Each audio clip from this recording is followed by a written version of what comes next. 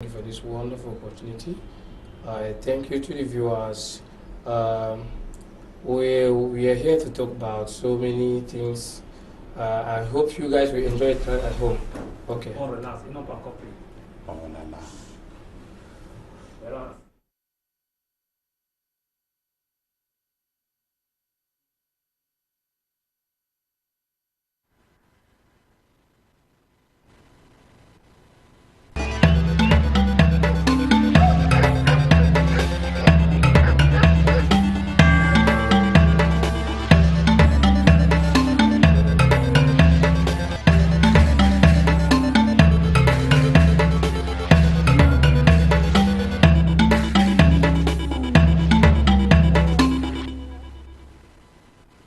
A beautiful Saturday to you, ladies and gentlemen, viewers of My Media Prime Television. Welcome to Yaoundé, where we are hosting today's edition of the program 90 Minutes in Africa. I want to apologize for the late start of the show due to difficulties beyond my control. And of course, we already have our guests in the studio for discussions on today's edition of the program. In today's edition of the program 90 Minutes in Africa, we have two topics to talk about. Africans playing against Africa at the World Cup. We all see it, how our African brothers are playing in other teams in Europe. What happened that we are unable to keep them home to represent the continent at a time when each time Africa has a World Cup, there is a kind of limit as far as their ability to cross is concerned. What is really happening that African brothers are playing in teams out of the continent and able to score against their countries of origin. Those are some of the issues we are going to be talking about in today's edition of the program. That aside too, in the second part, we will talk about politics. How can politics change the narrative for Africa? Do we have good politicians in Africa? What is the meaning of good politics? Can we have a holy politician? What is the difference between good politics and bad politics? And how can our Pan-African politicians change the narrative for our beloved continent, Africa? Those are our two topics for the day.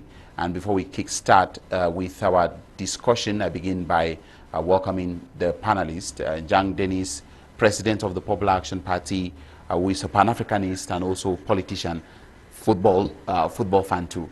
Thank you for coming to the program, Denis Tabe. Thank you very much, Mr. Boh Elvis. Thank you for this opportunity given to me and for the platform that you put in place to conscientize Africans and also Cameroonians.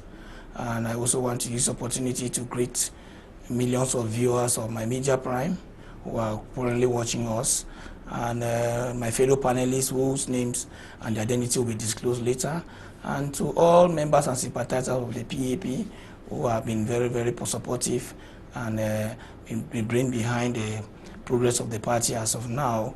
And I also want to say that we are such platforms that you have already been creating has been gone a long way to see how we could chip in our own little contribution for the growth of Africa, for the growth of Cameroon, and for the growth of personal minds. So it's a pleasure for me to be here, and I believe that as we unfold, we are going to move on with whatever we have in place to let many Cameroonians and Africans be on the right track. Thank you. Thank you. Linus Otoko Tresor, as senior journalist and Pan-Africanist, thank you for coming to the show. Thank you, Mr. Boh Elvis, for inviting me on the show. Good afternoon to you and to all your televiewers across the continent and followers on Facebook. I hope to bring our contribution to the construction of the continent as we move on to development. Good afternoon to my co-panelists, and let the program go on. Thank you. Welcome to our Nigerian brother again in the studio, Felix Adigwe. Thank you for coming, Felix Adigwe. Thank you, Mr. Boh Elvis. Thank you, millions of viewers all over the world, YouTubers and everywhere. Okay. It's a good idea. I like the platform. So we are here to talk about footballs and many other things. I hope you guys will enjoy it at home. Thank you. Thank you. So we're going to talk about football, and we've seen that so far there is a lot of enthusiasm when it comes to the African teams that are representing the continent at the ongoing World Cup. And I'll begin with you, Denis. What explains Africa's inability to sometimes go far in the World Cup? Or before I get to that, I want you to react on, Africa's performance so far in the ongoing World Cup. Well, for now, I don't know if it is the right time to start doing some evaluation.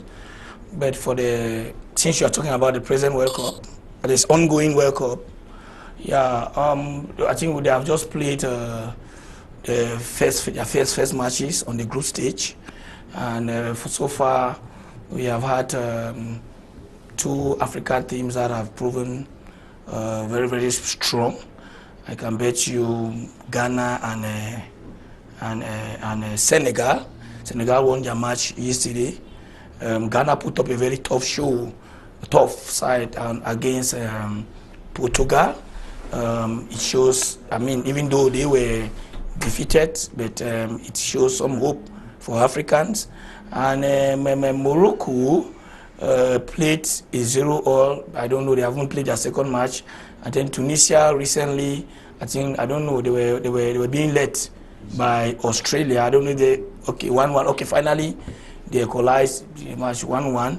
So I think so far, Cameroon also, their match against Switzerland, they narrowly missed it. So I still see some hopes for Africa. Some are still yet to play their second matches. Others have played their second matches, and it has been very, very positive. And I believe that we just need to keep on pushing and encouraging them to continue in that light. It is true that for the past performances in the World Cup stage, except Cameroon that actually crossed the quarterfinals in 1990, many African countries are still yet to cross that stage.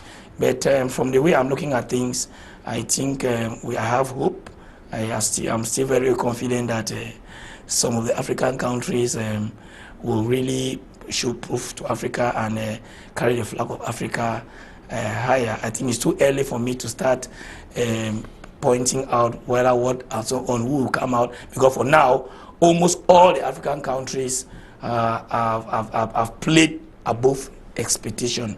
So I can say, like my country, Cameroon, we put up a very tough one against Switzerland during the first half, but something maybe went wrong. But I believe that the second match against Serbia, I think the technical staff, maybe they must have, if they are reading comments from critics from social media and other opinions holders, I think they can learn from their lesson and see what they can do. I don't want us to start throwing polemics of what did not go on, because let us now work on what is there. Okay, and see what we can do. Thank you, President Tavi. Let's go to Linus Otoko now. Why is it so difficult for Africa to celebrate the victory at the World Cup? Is it some sort of incompetence or bad luck? I will not talk of bad luck, but I'll talk of incompetence. African teams, especially this Central African part of it, because for so far, the Maghrebian teams involved in the World Cup, to me, have done their good. That of maintaining either a draw,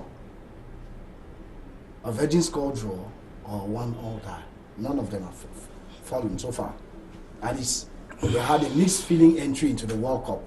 We can understand that they were discovering the very new face of the competition. But African teams, that is the Ghana, the Senegal, the Cameroon, had a foul entry into the World Cup. It is based on a simple analysis. Many of them did not prepare the World Cup. Let's be serious here. They found themselves into a competition they did not prepare. For those watching us, I'll give you just one image.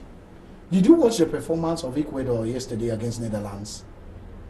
Those guys ran through the 90 minutes of the game, from 0 to the end. At least from their performance, one could say, yes, they prepared for the World Cup. That's a team which is not even mentioned in the FIFA ranking. When you look at their performance, that team is not mentioned in the FIFA ranking. Ecuador is nowhere. But we discovered them from the game. And so we can understand, we can draw the conclusion that from the day they got their qualification ticket to the World Cup, they started preparing now. And that is why they could show a big face.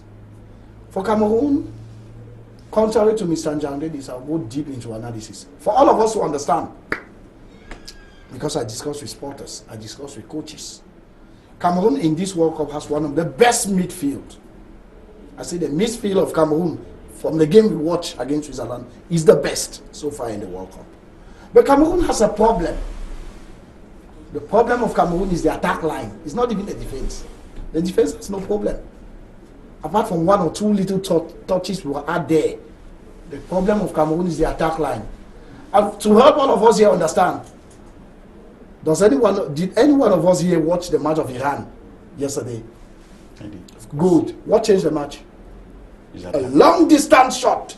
Cameroon attack line has no player who can do that. Yes, apart from Choupo-Moting, there is no player who can do that. Let's be honest here.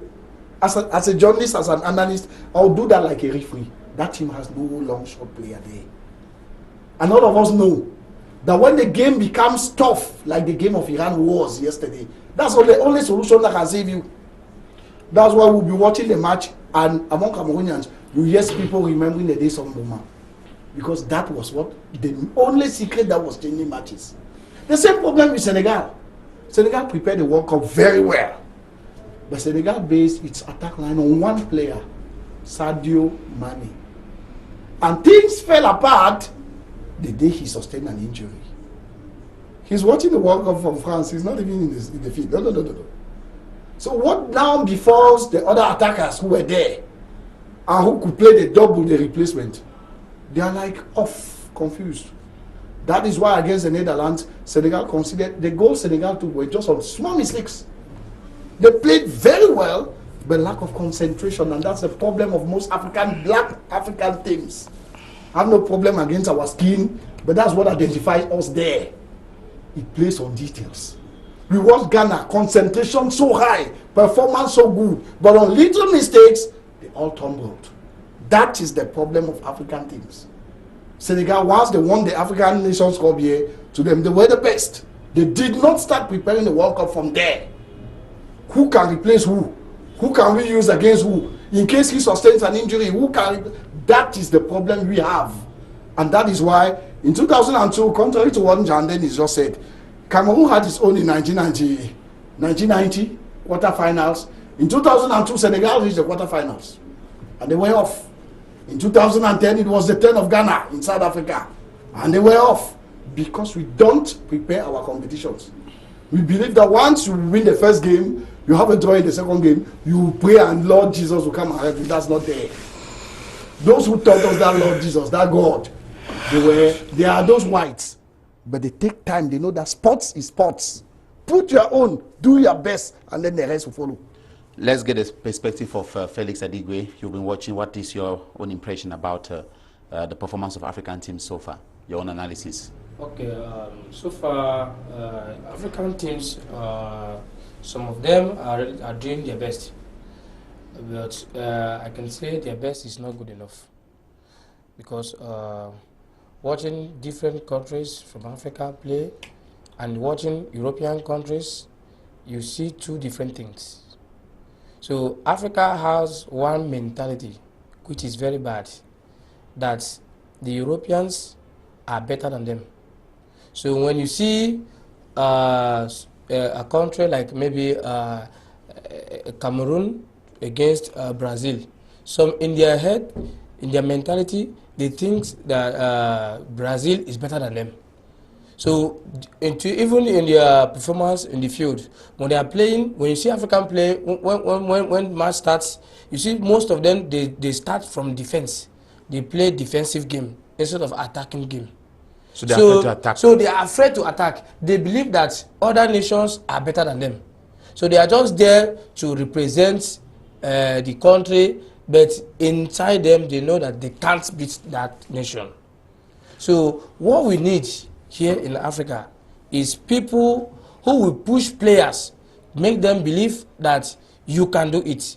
Because in their different clubs in Europe, you will see African players doing very well in their different clubs. Even most of them are best players in Europe. But when they come back to Africa, they believe they are meant, I don't know, they think that these people are better than us. So I think that we start changing our mental problems. If we put in our mindset that we can do this, I don't think that there's any country that can beat Africa. Because if you check it anywhere else, even Qatar that played yesterday, Muntari that scored goal. He's a Ghanaian. He's a Ghanaian. Muntari just entered, I think, 72 or 73 minutes. Yeah? He scored at 78 minutes. Under how many minutes? But he was in Africa. But if he was playing for Ghana, yeah, I'm sure Muntari will make 90 minutes without scoring one goal. Okay. Because of that mentality. So we need to start from the mentality. That's what I think. Yeah, Mr. Boh, maybe the question you asked that how so far how has been the African performance in this nation, in this World Cup, and that's why I never wanted to divert concerning maybe the lapses where what African countries are facing, some of the lapses.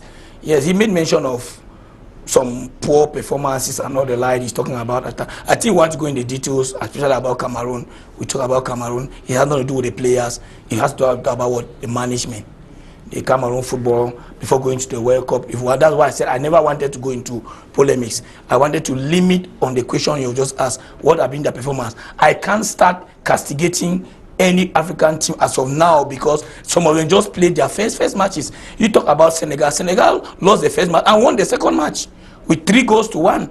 So we should be start castigating Senegal as of now. That's why I say I don't want us to go in on the other tournaments. Morocco drew their first match. They are still here to play their second match. Tunisia drew the first match and drew the second one. Cameroon just played their first match and we are waiting for their second encounter with Serbia to know their performance. At least their match with Switzerland, everybody was very happy with what they put up during the first half. Then during the second half, things were not going the way we wanted. I think, and that's why I'm saying that let us see if it will be corrected in the match against Serbia. Because if we want to diagnose about our country Cameroon concerning this particular World Cup, that's another topic on its own because it has to do with both administrative, it has to do with managerial, it has to do so many things that has to do with our performance. So, talking about African countries not performing at the level of having complex, I would say no. If you want to talk about the World Cup, let's talk about the World Cup. The World Cup has so many things attached to not only the playing aspect of playing on the terrain, because when you look at African countries have defeated many European countries. Cameroon have defeated Brazil during the Olympics. So will you tell me that, and with the same Ronaldinhos and all the superstars that were in by then, they won Brazil and took the Olympic gold medal. Nigeria has taken the Olympic gold medal, which is a semi-World Cup tournament with superstars. Nigeria has won the Junior World Cup, I think, more than 2 or 3 times. They have won the female tournament. I don't know. I'm not about that. I mean, even the world competition. And at the level of the other junior categories, African countries have excelled, and they are. So the question now is, at the level of the World Cup, we all know that the World Cup itself has some parameters that it's not only about the playing on the field. It is something that to a point where some opinion holders and stakeholders that has to do with football were already of the opinion that I think Africa should boycott at level of the World Cup. But they are not well prepared, because if you were not prepared, you wouldn't even reach at the quarter-final stage. Okay. So I'm saying that one thing that has been killing African teams at the level of the World Cup, it is true. There's aspect of managerial issues where we know that at the level of the national team, when they go to the World Cup, there's always that managerial aspect. 2, whether I like it or not, there is also some aspect where it is well calculated, which is called mafia. We have seen it clean and clear. There's that mafia aspect where it is already seen, because in other categories, Africa, can we say the penalty? Yes, like even I can tell you that even within Cameroon versus Switzerland, I have seen penalties that were given, have been given to this tournament. Cameroon versus Switzerland, there was a clear penalty that was against Otoko Ekambi. That was not given, but he covered his eye. He did not consult the VAR. Maybe the VAR guy said, no, you don't need to be consulted. The penalty that was awarded to Portugal against Ghana, it was no penalty there.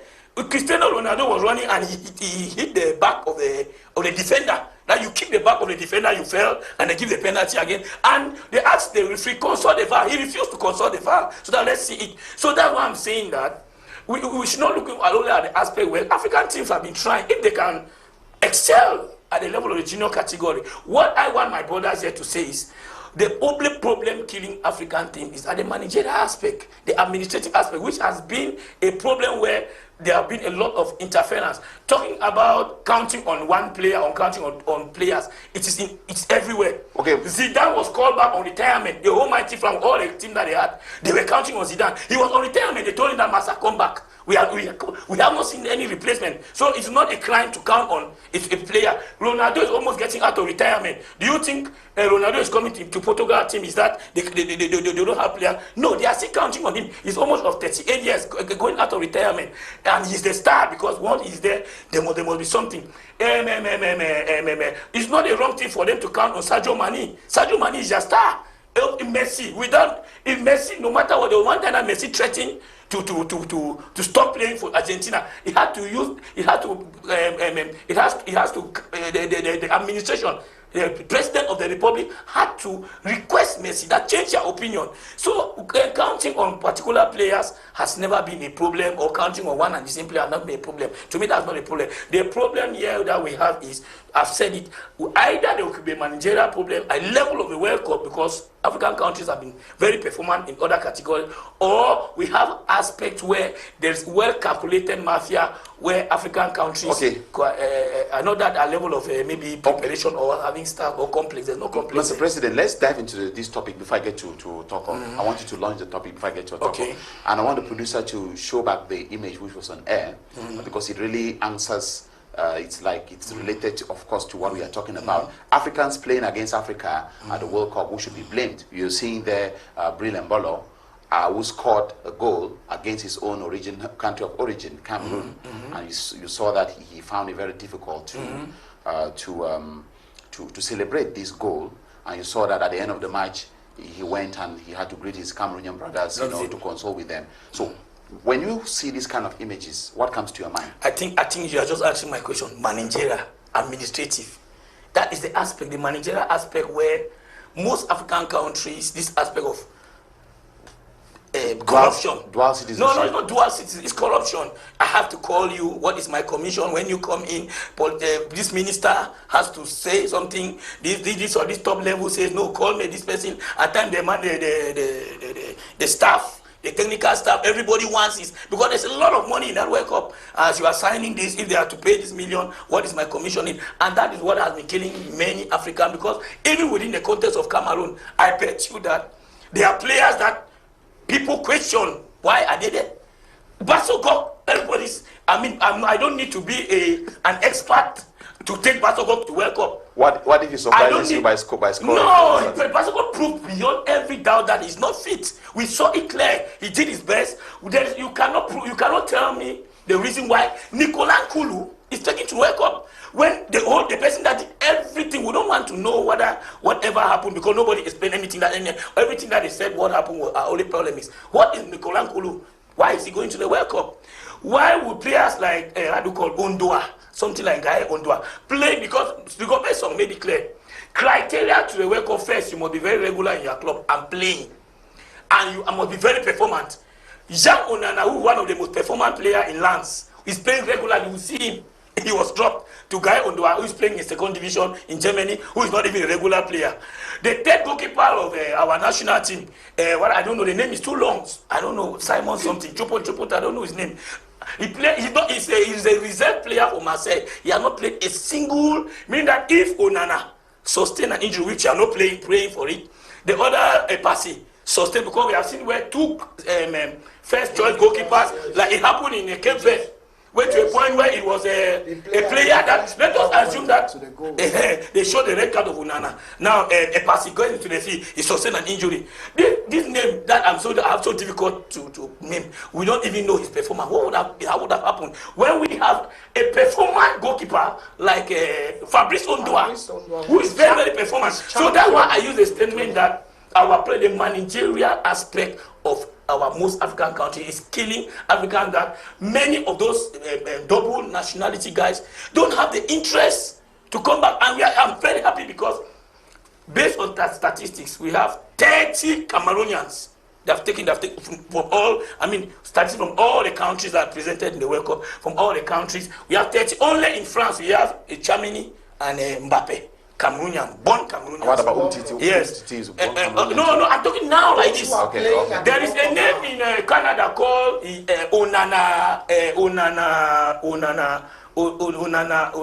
something like that. Onana, but he has Onana. Yes, I saw his name in Canada. He has one name Onana, and then the other name is from the north. I saw it. I said, wow, this should be a Cameroonian. You go to Switzerland, you have seen Embolo, who dealt with us squarely. You go to, there are many 30. Oh, we have Mukoko something. Yusuf Mukoko. Okay. So what I'm trying to tell you that I think that's all boiled down to the fact that I think we need to revamp our administration where this aspect of corruption, we thought maybe one would give the responsibility to Cameroonians or to footballers. They claim that no, footballers should handle things on their own bed. It is totally embarrassing where a coach who will read his first 26 players to go to the World Cup and he says that no questioning. Okay. Nobody has the right to question him on what. That he himself is probably guilty that this is my list that I have presented to the public and there are so many things question mark on this particular list. So to conclude on what you just said, that why many African players are out and they are not really coming, it goes to what we are all saying, that I think Africans need this aspect of corruption. Is not only killing only players, it is killing so many people of other related fields. I'm happy the aspect of Mbolo has come to reveal so many things. We are killing not only players, we have the best of medical doctors who are out there. They can't come back to the country to deliver because of the manner in which issues are being managed. We have the best of lawyers, the best of engineers, the best in almost all the fields. You go to US, you go to England, you will see Africans, Cameroonians who are there excelling in all the fields, but they will tell you that to come back to their country, it's terrible, it's horrible. So I think it's a whole political setup that maybe we as politicians, we have always been vying for what?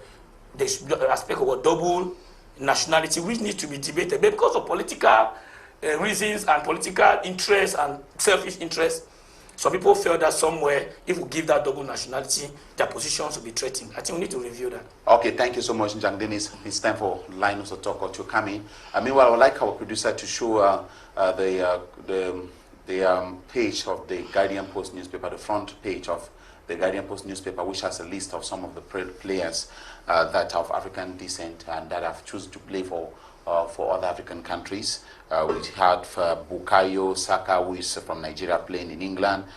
Masai, who is from DR Congo, playing in Belgium. Weah, who is from Liberia. The first American goal in this competition exactly. was scored by Weah. So those are the players there. We have Kylian Mbappe. Kylian Mbappe, whose father was a hero in football, grandfather was a hero in football in Cameroon. No, that's not the father. They are not related. Okay, anyway, I just one name. No. Yeah, okay. They are not doing Mbappe le père. Okay, Kylian Mbappe, of course, from Cameroon. It's the great grandfather. Okay, maybe. Okay. Yeah. So So and we have Briel Mbolo from Cameroon. We have Mohamed Muntari from Ghana, who is playing for Qatar. Alfonso. We have Leao, who is from Angola. There are so many. There are so many. So now, I think Cameroon alone has 30. Cameroon alone has 30. So what should we do to keep such talent back home? Because Linus Otoko, when I talk with most who are in the diaspora in Africa, what is the essence of not accepting dual nationality, dual citizenship? What is the essence in Africa, for instance? To be honest, at this material moment, it's a liability not to recognize dual nationality. And even we will not blame the government for that because that problem has been tabled already. I remember during the visit of President Paul Biya in France, that question was asked to President Paul Biya in the meeting he had with Cameroonians of the diaspora some time ago, and he promised he will be addressed. But now, we know his time is not our time. Because, I'm saying this because when I discuss with those in the diaspora from time to time, some of them don't really take dual nationality because they don't love their country back home. For instance, someone who is in the United States and you have a US passport, it gives you the possibility to travel to as many countries as possible It's to with get facilities. visa free. We all know why they get and those to get to nationalities. some kind of positions of responsibility. At the end of the day, they are always going to come back home and develop their home nation. That's but a when we fact. tell them that no, okay, you have 2 passports at your disposal. One that is can take you to many countries in the world. One that probably for you to travel, you have to call and get a visa, and probably they'll tell you that you will call and they say, oh, we did not even see your passport and stuff. At the end of the day, you have to make a choice. So what is your message to African leaders based on what we are seeing, so that tomorrow we don't see Africa playing against Africa again? The message to African leaders, one, it's I'll put it in 3 phases. The first is to recognize competence.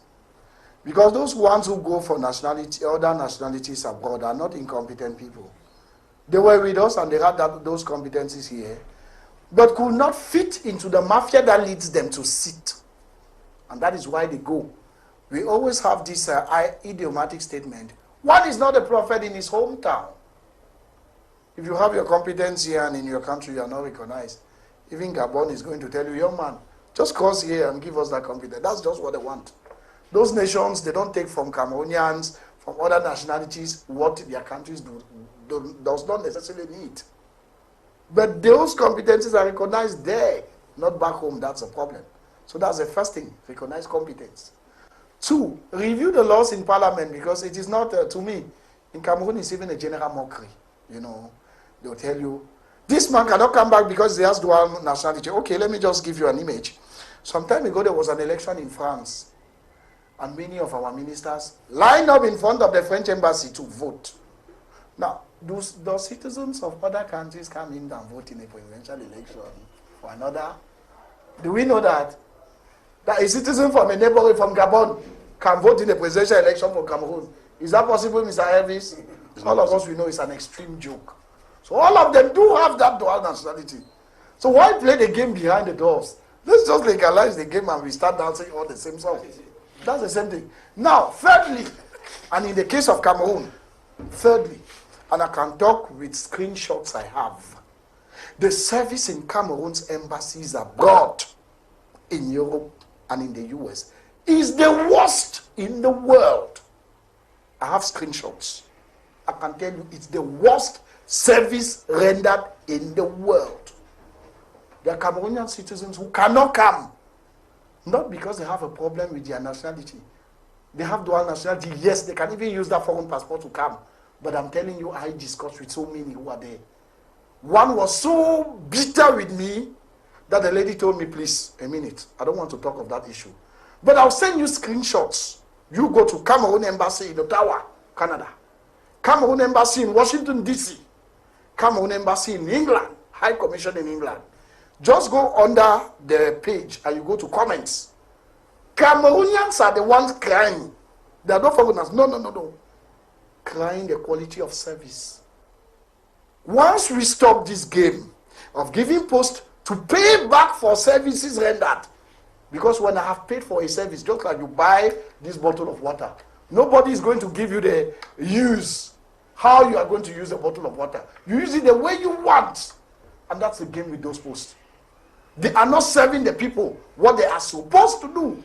They are serving themselves. So what can we do to stop a situation in African countries whereby when there are opportunities, people first of all think about their family members, and when there are other extended opportunities, they think about maybe their girlfriends and other friends before they start thinking about the general public? What can we do to stop that mentality? Once you bring in the competent approach, you either deliver the goods with a level of accountability or you are kicked out. Once you sit on a chair, you will no longer look at how happy your parents are. You look at how old that chair looks to tell you the number of those who sat on it before you. That's what I do. That's a game I do. In every office I'm called in, once I'm appointed, I just look at the chair, and the chair tells me how many people sat on it. And I put in my mind that as I'm sitting on it today, I will stand out of it tomorrow. And so I'm obliged to do my service the best I can, because I'm not there everlastingly. Thank you. Let me get the perspective of Felix Adigwe with us in the studio. The fact that African players are so very competent in groups, and that is in their clubs, when it comes to national competitions, they are not that competent. What can explain that? Okay, on that aspect, I can say that our African brothers that are playing for other national teams, they are doing extremely very good, because what they are playing with co-players who play in Europe. Most of our African brothers here, let me say, from your first question, I told you that we have one mentality that keeps on killing Africans. That we can't. We keep telling ourselves that these people are bigger than us. Okay? Our African brothers, they are doing very well there.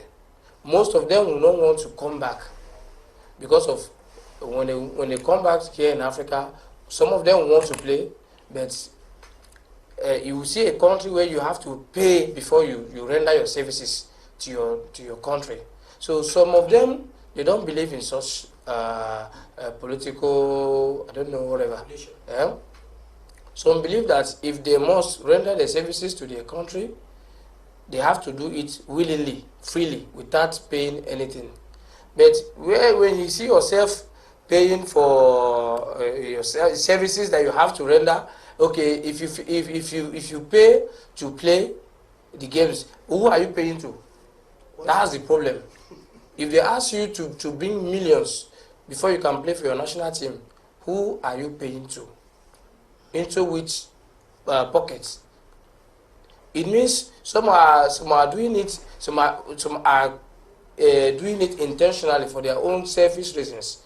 So when you see some players, when they welcome them elsewhere, like you mentioned, Bukayo Saka, who is playing for England, he's a Nigerian. Okay, this Mbolo, who just scored against Cameroon. Do you think that on his maybe he might have been in Cameroon before, or maybe his agents would have wanted him to play in Cameroon before, but due to some circumstances that he may not want to say, pushed him away. And so many of them who are playing in Europe, so many of them. You mentioned Kylian Mbappe. Kylian Mbappe is a good player, well recognized in Europe. I'm sure that if he was in Africa, with Choupo-Moting. Yeah, with Choupo-Moting, he would have an excellent team. No, just like what he says is right. So here, Mbappé's father said it openly that he came with a child at the federation and he was asked to pay before the child would be selected. You mean Mbolo's mother? But anyway, we are still to verify the authenticity. No, I mean, Mbolo's mother said it on live video, audio. We are still to verify the authenticity of the audio. We argued that issue in a forum. And somebody went and screenshot a newspaper of 2004. Mbolo is rejected by Cameroon Football Federation. 2004. We are in 2022. And that guy was really young. How many years? To be calling for the junior I Lions. watched that match with my brother, who is a coach, football coach. He told me if I'm Mbolo, I will even score again. To at least let the lesson sink in our mind. Because there are two kinds of individuals. It's true. Either learn the soft way, or we learn the hard way. That is it. And it's for us. But losing even those though, three points, the lesson has I want to gone say in. something in Linus, even though I was reading one of his interviews which he granted, he never explicitly said he was rejected. From what he was saying, But he has to be diplomatic. he said His parents have said it openly. At one point, he wanted to make a choice, and he had to reflect about it for months. And at one point, he had to make a hard decision. No, but you don't expect him to come and say You don't expect him to say it for his I mean, I'm just saying what he said. I'm telling you, I have the screenshot of a newspaper dated 2004 where he was rejected. So They gave him an amount that he could not pay, and so they said, look, carry your technique elsewhere. And so he carried this elsewhere, as we can see. So we need to go and meet the family member, because even the audio, I think we have to go to the family compound and find out. I'll even give you another case we have in Cameroon. Okay. At the World Cup now, if you look at the defense line on Cameroon, there is a problem. You know, our best defense player plays with Liverpool. Yes. Matip. You know him, Matip. Why did Matip refuse to come? He don't send ambassadors, representative to him. He told them, look, I send you packing. Why? Because when he wanted to come, he was rejected. Yeah. So If you are rejected by your home country or your country of origin, and you happen to be playing against your home country, what would be the best option? Probably you could decide that, okay, you are not going to participate in the match, because it could be a very difficult, of course, for that particular match. In the shoes of that player, Mr. Yeah. Boh Elvis, I will score. I even score again. That's the best. No, that's the best way for them to know that in the days they rejected you, they needed you. In order to continue, just to go to round up with this issue, I'll just give you a statement. Not everybody in Cameroon is Francis Ngannou. Some pictures of Ngannou went out on Facebook when he was going on immigration. Do you know he went to Algeria? You know what those guys enjoy in Nigeria to cross into Spain? Yeah. I have the pictures of Ngannou in Nigeria. But once he reached the glory there, Ngannou turned and said, I'm a Cameroonian. Not every citizen there is Francis Ngannou. No. It's a choice. President Denis, what should be the reaction of a player? What is your advice for young players who are rejected by their home nation? What should they do? Should they organize a protest to say they want to come and play for their home nation? I think, Mr. Boh, every profession that someone decides to engage on is for the profession to fetch him back, fetch something for the cater of his family. He needs something, remuneration from his profession. You are a journalist, you are a lawyer, whatever you do, you excel. You are looking for money. You need something to take care of your family. Your family must have invested on you, and you need to do something for your family. And you decide to show that love for your country.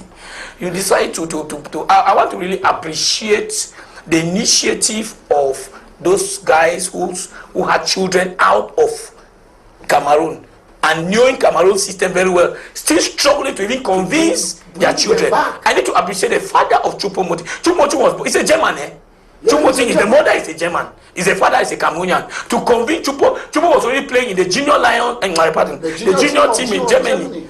Choupo-Moting is a German. And if he was still a German, he would have been taken to the World Cup based on the performance in Bayern Munich. But the father convinced him and he came. And when you see all the goodies in Europe, transparency, competence, meritocracy, and you are coming to your country, you are seeing this type of unprofessional way of doing things. What will because when they go back like this guy, Brian Bremo, he has never known Cameroon. Never. He has never. I'm happy with those around him that convince him to join. Brian Bremo's performance could permit him to join English team because he's one of the top players in Bradford. Bradford is very performant there. You would have been called up. If not this year, there's other case that who joined him. Is it Denmark or one Cameroonian decide to play? And the father has once been a footballer in Cameroon. He plays presently. I think is it in Manchester United. In Manchester United, there's one guy that plays. Elanga. Yes. Look at Italy. You are talking about attackers. Look at those guys. Look at how we are wasting attackers. Elanga. But Elanga's player father has been a former national team player. But with the situation that is already at stake, when his elder brothers come back, they speak among themselves, Master. Yes. You have been there. How does it? Do you think I could change my mind? And they tell him that the man you go and meet somewhere like Mati say, young man, don't just dare. Just look at the case of this man. Nashus Ganago. Ganago. Who was called in France. Yeah. We called him. He said, "I'm choosing Cameroon." Yeah, look at. And you go and bring the France, and he's a fan of the top coach. So what we are saying, Mr. Boh, you have this guy. What embellowed it has opened the eyes of many Cameroonians. That what embellowed it was something that we have been clamoring for years. This embellow is not today. I've seen many bloggers, influencers, calling on the Cameroon government, I mean those who matters in football, to convince a young man. Because what he was doing in Monaco, actually he has played in Monaco, he has played for young boys and all like. Yes. The guy is something else. And I see many influencers, I'm reading on social media, people started calling on the Cameroon Federation. There is a Cameroonian, we need an attacker. You should go and convince Mbolo not to change his nationality, because this guy will change his nationality, and we don't know what happened. I learned the mother was saying they came and Mbolo's performance was outstanding, that any country that is a serious country would have started contacting that young man. I saw his performance. He's one of the top goal scorers in the French league. He left Young Boys as one of the top scorers. And there's another top player called Same. Jean-Pierre Same. Yes. That is a guy that is one of the top goal scorers from his. He's at the bench. He's on the bench looking and watching at. So what are we saying here is that what we are trying to make it here is clear that it's not only about football. I'm telling you that we have competent men of the media who are Cameroonian that can come back and even open many of these my media prime to employ Cameroonians. But when they come, what will happen? That is, they want to bring in their expertise, but they will come. Things will be so complicated that they will decide to be out there. We have so many bankers who can come in and involve and encourage the banking sector in the country, but they are there in Europe. Just there, they don't. Medical doctors who come and bring in their expertise, open medical centers and hospitals. The same lawyers, so it cuts across almost all the fields. Denis, is the issue just about convincing them to come home, or the issue is making a conducive environment for them to be able to come home? Because, of course, at the end of the day, if there is no dual, there is a double standard somewhere. Mr. Lino just said something. I think we don't need to be going about the bush. We have so many ministers who are not Cameroonians. We talk about dual nationality. So many of them, talk about some of them were going openly and voting for the French president, but they are sitting ministers and directors. We have even some football administrators. Even Samuel Eto'o. Samuel Eto'o has a Spanish nationality. So if I don't know what is that double standard where others have double nationality and they excel very well in other field, and when it comes to other field they say no, you with a double nationality, either you must abandon one and you take over the other and so forth. I think he says that the law has I think the law has been discussed on that for that double nationality, but we don't know. Some people somewhere feel threatened because they feel that with the exposure of those guys who are out there and their experience and the means that they must have, and when they decide to say okay, we accept double nationality, most of them will come back with their expertise, with their exposure, with their knowledge, and it will be hot for those back here because the incompetent will not have any place in the society. So you could say dual nationality. Those who are against dual nationality in Africa are incompetent people who are trying to protect. Yes, I think there is a game plan somewhere carefully carved out to accept dual nationality because they feel that the incompetent, the mediocrats are unable to face the competition when they allow those outside to come in. I think to maybe to round up on this aspect of maybe the football or dual nationality, all countries, Ghana don't suffer that, just minor. Cameroon, I'm telling you, the number of Cameroonians who are out. Nigeria don't suffer that much. You can barely count players in Nigeria that are playing in other countries. There are barely few. In renowned, those Arab countries, those not African countries. So let us not try to globalize Africa. Somebody like Timothy, where with the American nature of the way the society, American society is, once you are born in America, we are automatic and American citizen. Timothy Weah grew up in America, and there is some proximity between Liberia and America. Yeah. If you look at their flag, it is a state, it's a territory that was bought by America to keep free slaves, and that's why the name Morovia came from the American president by then. And if you look at the flag of Liberia, it's synonymous to that of Liberia. So to me, I will not really look at it as a change because it's just the same thing. And the guy grew up in US, and there is no difference between Liberia and America. But I'm talking about those who even left here. Let us assume that those who are there, maybe because of the nature of how they are used to the environment. Ebola was born here, he left here, and went and got it. There are many of them that left here. And Embolo's case, for instance, there are many of them that left the year. They're talking about divorce, which also. So you see the level at which he talked about Swaziland. How many of them can have that feeling? I mean, they left here. You know what it means? Somebody leaving your house, he masters your house, and goes to a neighbor's house and say, "I'm no longer coming back." So I want to, see the degree at which Cameroon government is failing in its responsibility to protect its competent citizens. Maybe we can forgive or we can overlook those who were born there. But I can bet you that the Mukoko Yusuf, who is playing in Germany now, was born in Yaoundé. He left here. He was not born there. We have so many of them that were here. Their parents were even President Denis, let us land on the topic so we go to the second topic. To say, I think we have all elaborated everything. I think it's a lesson. Those who matters that take decision of the country, we should not only look at football. I say it cuts across almost all walks of life. We should look into it because Cameroon is losing the best of its citizens out there in all fields, medical, judicial, legal, everything, journalists, they communicate. I mean, almost business guys. Do you know that Alaji Dampolo invests more in South Africa than in Cameroon? Do you know that most of this business for Foku has more investments in Mali, in Congo than in Cameroon? Don't mind what you are seeing here. Imagine that if its environment was enabling enough and they invested here, do you know how many millions of Cameroonians that they would have employed? So it's not only football, even businessmen. Thank you, Denis. Yes. Let's get your last word, your advice to African governments on this issue. What can they do to prevent brain drain and the fact to prevent brain drain and then encourage our African talent to stay back home? Okay, on that aspect, I would advise our governments to make our country, our continent, more conducive for others to fit in, because you can't live where you are being worshipped as a king to go somewhere where you'll be seen just like a prisoner, or so maybe a commoner. So most of them there in Europe, they have been worshipped.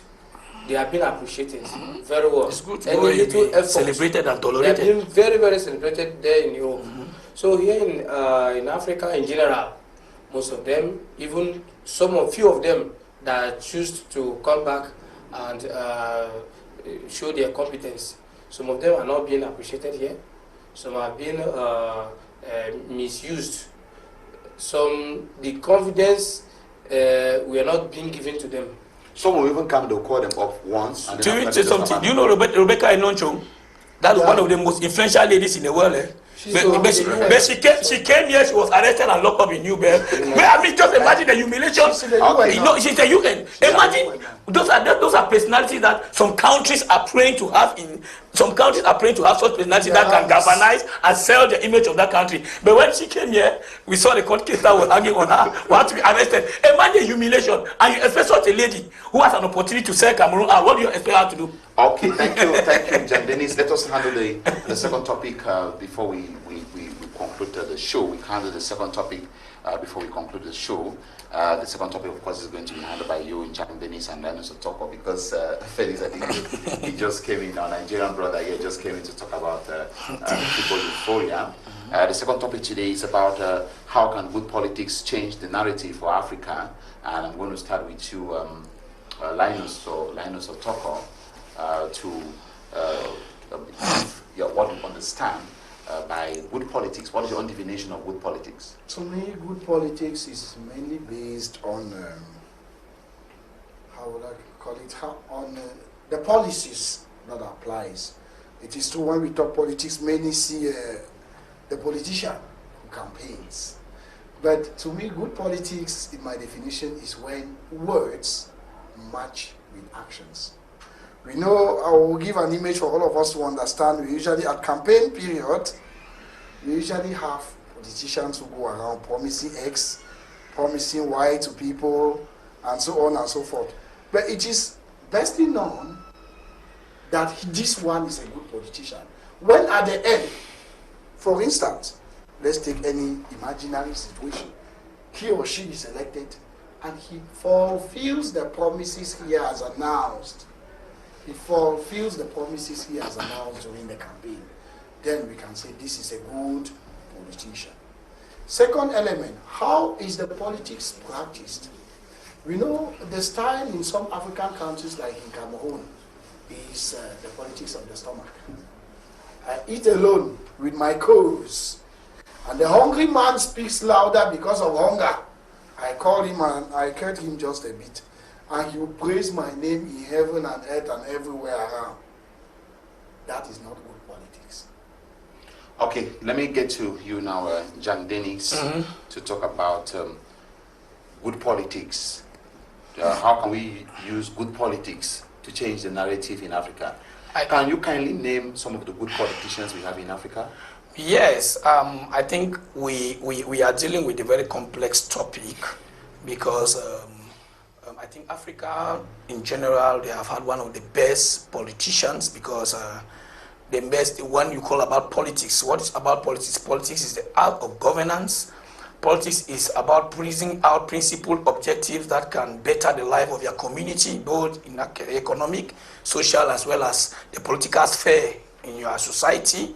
Politics is about standing for the side of your people. Politics is about selflessness. It's about commitment. It's about accountability.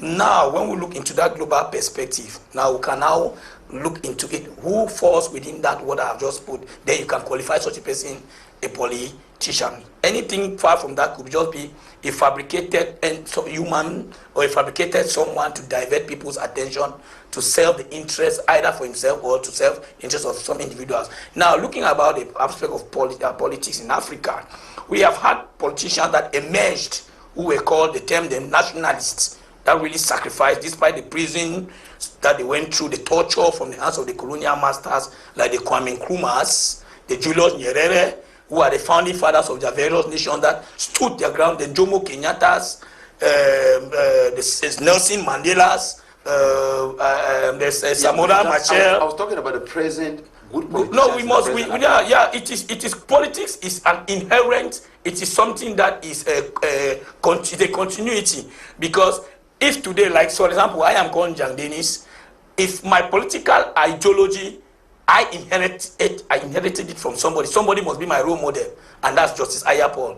Many people, if I took over from him, it means that there must be that mentorship, and he has already given me some level of training that is what I will accompany me, and that is one of the few people that is based on what I have just listed to really showcase who is a politician. I think it falls within that, and that's some of them. And we have other politicians today, like Cameroon, that can say they are role model. They got into politics because of the steadfastness of John Frundi in the 90s. John Frundi was one of those that, as I was going up, John Frundi is a good politician. No, he is a good politician. He's a good politician. Maybe there could be some other opinion concerning him that, to me, I will not go dive into that because until I have some proofs that it is this what did. But everything as of now, every politician has something hanging on him, especially when maybe what is expected much from him is not delivered at a particular time. There must be that descending voices or attack or throwing attacks on him. But the Fundis in the 90s that I'm talking, I am not talking about the Fundis now. The Fundi in the 90s was a good politician. Maybe something might went wrong somewhere, but we cannot divert that because the impact that he created, the impact that he personally as Fundi and the party that he created, the impact that he left in the political scope of Cameroon from that period to now, it cannot be undermined. So that I'm saying that we have politicians who fall within the scope of what I have just explained, and we have those who have been fabricated. Like from the example, like in the context within Cameroon, you can remember that Cameroon, when the colonial masters left, that's why when you look at politics, let us distinguish politics in the English-speaking former English colonies is totally different from politics in the former French colonies. Like in West Africa here, you can see that there is still the political scope is still very attached. The political leaders are still very attached to the ideologies of their former colonial masters. So it makes it so difficult for us to feel that if actually we can term them politicians or they were fabricated individuals to continue what we call the neo-colonialism, because I will never term neo-colonialists as politicians because they had no vision, they had no project before taking power. They were just there, they fabricated, like in the case of Cameroon. I can never term Aijo a politician. I can never tell him Aijo a politician because, but when you ask me who are those politicians in Cameroon that I want to talk historically, I will tell you Nyobe. I will talk of Ernest Wandi. I will tell you of Felix Mumie. They formed a political party that had an indigenous mindset to free Cameroon. But unfortunately, with the help of so-called fabricated politicians by France that collaborated with the French government, eliminated all those real born politicians that had a vision for the country. And as a result of that, those emerged so-called politicians who were fabricated by France took over the leadership of Cameroon, and we are facing the situation today because Ahidjo had no, what was Ahidjo's vision before he came to power? Nothing. He had no vision for the entire nation. And when he took over the leadership of Cameroon, and Cameroon got independence under that concept of fabrication, because it was fabricated with the Loaka that was introduced in Cameroon, because the Loaka was the French laws that were introduced in Cameroon, I just continued in that domain. And the little changes that were just there to maybe to claim that, but there's still a strong force of the former colonial master. And when he was leaving power, we felt that, okay, we cannot emerge and there could be a new democracy, a democratic choice where Cameroonians, a true Cameroonian will emerge and Cameroonians vote such a leader who has a good vision for Cameroon, who made a campaign and convinced Cameroonians. Unfortunately, in 1982, we saw a funny, undemocratic manner of a transfer of power. We call it a constitutional. I've never heard of successor in democracy. Before I come back to you, President Denis, let me go to Linus Otoko to also get his own perspective before I come back to you. All right. Linus Otoko, I want you to give the difference between a bad politician and a good politician, and also try to cite the examples of good politicians we have in Africa. Examples, bon, I will not go into names, but we know bad politics is the politics centered, just like the opposite of the definition Mr. Denis gave is that of the person, he talked of selflessness, I'll talk of self-service into politics. He talked of putting the interests of the people first. I'll talk of putting personal interests first. And we just need to look around as I'm talking. They are just there, and there are so many. We will not cite names. But can you cite the names of good politicians in Africa? Of course. Good politicians, we know, just like he brought us into history. I personally do not like to go into history. We know that the politicians of the we-ares of liberation of the continent from colonial masters were political examples. Among the people he cited, I will just remain on Nelson Mandela, who created the ANC. The youth leader, one of the youth leaders. He created the ANC, but did not make himself everlasting chairman of the ANC. Do you see Peter Obi from Nigeria, who is coming up? Do you see him as an upcoming example of a good politician? I cannot talk of him being an example because he is still in front of us. You know, history and the first law in the world, which is the Bible, defines a good person as someone who has no hidden story that comes of once he is no more. That is why it is written somewhere, as you observe their conduct, imitate their faith. We observe the conduct of someone where he is no more. And so insofar, since Nelson Mandela left the world of the living, we have had no bad story in management of ANC affairs. And when things went rough, he did not get ashamed to step down. He did not get ashamed to tell South Africans, you love me, I know, but I am tired, I want to rest. That is the example of a good politician. Okay, let me come to President Denis now. Yes. Is it possible to practice politics and retire with clean hands? If you are called to go to schools and mentor young people, would you be comfortable to encourage them to become politicians? It's very, very possible. I don't want to dive so much. You like present realities. I don't want to talk much about Magufuli, who ruled just for first term in his first mandate in Tanzania. We all saw the wonderful work of Magufuli and the level of airports, the new airports that he created, the economy of Tanzania that was revamped within just the first mandate. In fact, it's exhaustive of what Magufuli did as a political leader, and unfortunately, he died without really achieving most of the goals that he would have loved to do. But Tanzanians today, everywhere, Magufuli left a legacy with clean hands. So we should not look at politics as being something that has to do with, because everything about politics, people look at that level of negativity, corruption, embezzlement. Those are individual habits or vices that people emanate, and many people, that's why I use a statement. Politics is selflessness. Politics is accountability.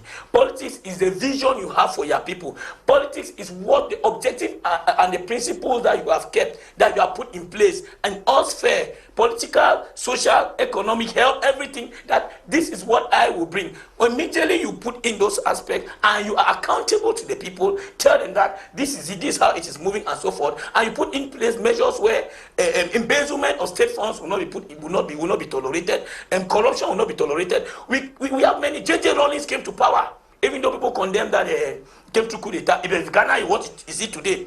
Even though people are now criticizing that there are some like the president Ghana, Nana Addo, many people attacking that he's not following the example. But J.J. Rawlings set a record, and today Ghanaians can be proud of what J.J. Rawlings did. Thomas Sankara, he left his position as a military and came into politics and fixed. The videos are there. We see. So we should not say that Assimi Goïta of Mali is a good politician. I am still here to evaluate him. I am talking about those who have left a legacy that we see. We are still looking at what Assimi Goïta is up to fight. I told you, let us not miss something here.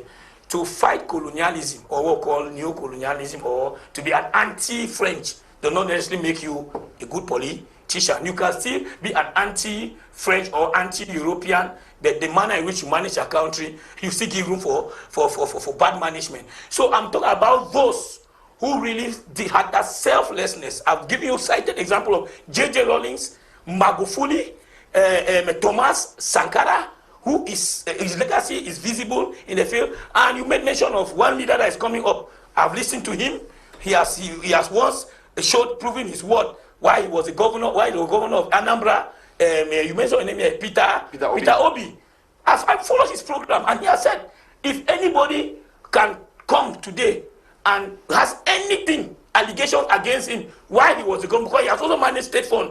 Why as governor of Anambra? I think there was one time that they even set him up and tried to impeach him, but later on, they discovered that this was just a political maneuver and he was restored. So he himself is saying everywhere. So I'm just quoting an example of the president. I am not really locally obedient of what, but I follow all their political programs. I follow it. I follow because at least Nigeria is our brother. Whatever is in Nigeria must touch us, must follow what is in Nigeria. It's very normal because we go there every day. I have been to Nigeria on several locations. So I must be updated on the political reality of Nigeria. So Peter Obi, if he has never handled any elected position, I would have said, I'm still yet to evaluate him. But it's what we all know what it means to be the governor in any state in Nigeria. You manage billions of naira.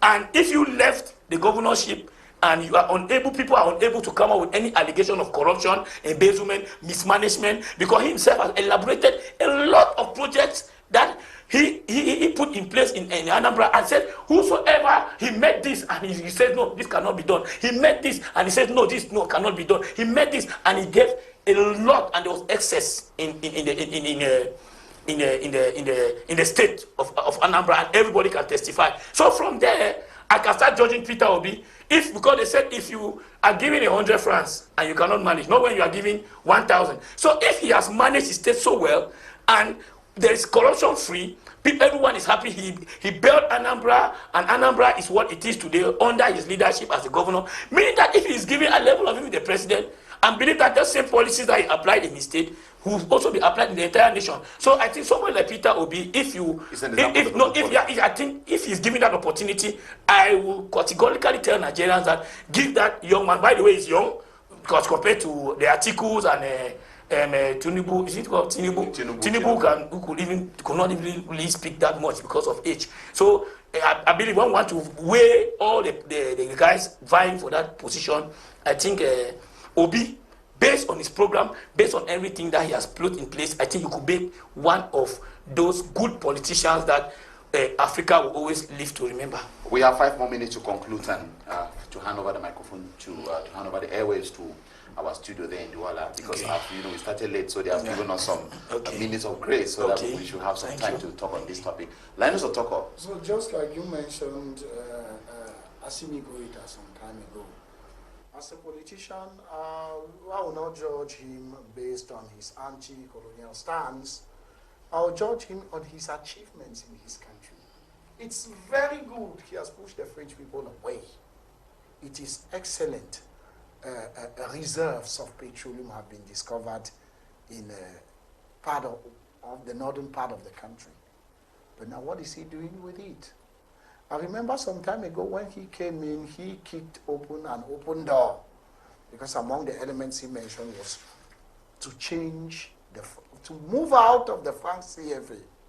And later on, when he produced his 11 demands against the French, that of currency was uplifted. He did not mention it again. So I asked myself a personal question: what changed behind the doors? We are not here to judge anyone, but your actions will either accuse or excuse you. So the case of Assimi Goïta, we have seen reforms, but I want to see them practically in Mali. Remember, the GDP of Mali had gone really down some time ago with rebels and so on. But with him, it is true there are some achievements.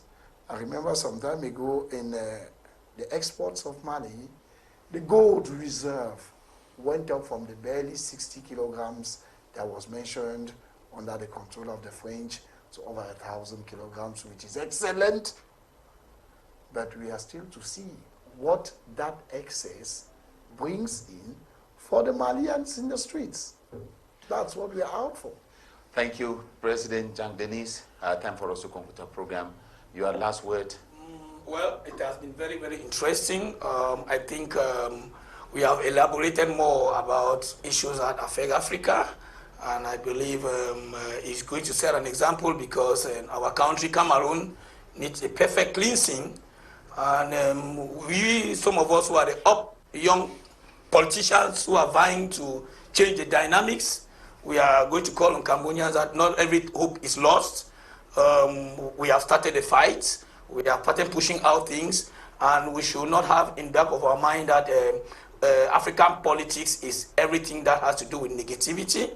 We still have refined minds in Cameroon, be it in all political parties. I'm not talking here has to do with political, I'm not here in partisan or political options, but I'm looking at generally our objectives.